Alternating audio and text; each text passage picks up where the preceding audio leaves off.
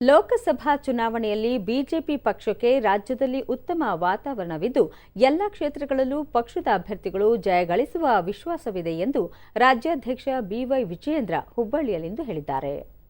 ಸುದ್ದಿಗೋಷ್ಠಿಯಲ್ಲಿ ಅವರು ಮೊದಲ ಹಂತದಲ್ಲಿ ನಡೆದ ಚುನಾವಣೆಯಲ್ಲಿ ಬಿಜೆಪಿಗೆ ಎಲ್ಲ ಕ್ಷೇತ್ರಗಳಲ್ಲಿ ಒಳ್ಳೆಯ ವಾತಾವರಣವಿತ್ತು. ಅದೇ ರೀತಿ ಇದೇ 7ರಂದು ನಡೆಯುವ 2ನೇ ಹಂತದ ಚುನಾವಣೆಯಲ್ಲೂ ಜನತೆಯಿಂದ ಬಿಜೆಪಿ ಅಭ್ಯರ್ಥಿಗಳ ಬಗ್ಗೆ ಹೆಚ್ಚು ಒಲವು ವ್ಯಕ್ತವಾಗುತ್ತಿದೆ. ರಾಜ್ಯದ ಜನರು ಕೂಡ ನರೇಂದ್ರ ಮೋದಿ ಅವರು ಮತ್ತೊಮ್ಮೆ ಪ್ರಧಾನಿಯಾಗಬೇಕು ಎಂಬ ಅಪೇಕ್ಷೆ ಪಟ್ಟಿದ್ದಾರೆ. ಹಾಗಾಗಿ ರಾಜ್ಯದ 28 ಕ್ಷೇತ್ರಗಳಲ್ಲೂ ಬಿಜೆಪಿಯ ಅಭ್ಯರ್ಥಿಗಳು ಗೆಲ್ಲುವುದು ನಿಶ್ಚಯವಾಗಿದೆ ಎಂದು ಹೇಳಿದರು.